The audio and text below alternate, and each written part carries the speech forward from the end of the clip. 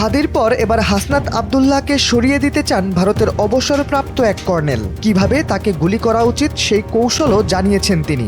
সম্প্রতি সেভেন সিস্টারকে বিচ্ছিন্ন করে দেওয়ার হুমকি দিয়ে এনসিপি নেতা হাসনাত আব্দুল্লাহ যে বক্তব্য দিয়েছেন, এর পরপরই তাকে টার্গেট করে হুমকি দেন দেশটির অবসরপ্রাপ্ত কর্নেল অজয় রাইনা। ভারতের সেভেন সিস্টারকে বিচ্ছিন্ন করতে চান এনসিপি নেতা হাসনাত আব্দুল্লাহ। গত সোমবার এমন একটি টুইট নিজের এক্স হ্যান্ডেলে শেয়ার করেন অজয় রাইনা, যার ক্যাপশনে তিনি লেখেন, পরবর্তীতে মাথায় নয় ঘাড়ে গুলি করতে হবে। হাসনাতকে উদ্দেশ্য করে লেখেন, আগে তাকে চুপ করাতে হবে। হাদিকে মাথায় গুলি করাটা ছোট ভুল আখ্যা দিয়ে পরের বার হাসনাতকে ঘাড়ে গুলি করার ইঙ্গিত ছিল তার ওই ক্যাপশনে।